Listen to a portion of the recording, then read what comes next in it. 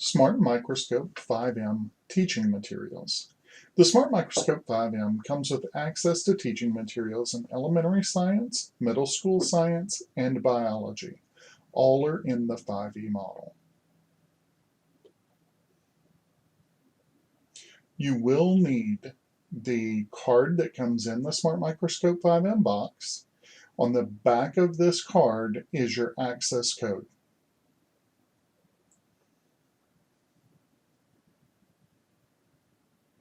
First, go to smartschoolsystems.com.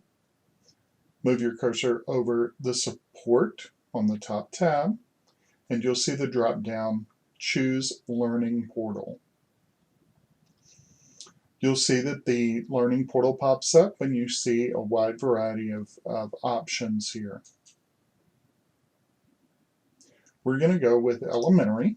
They all work the same. Just choose Learn More. And then you will be asked for a password.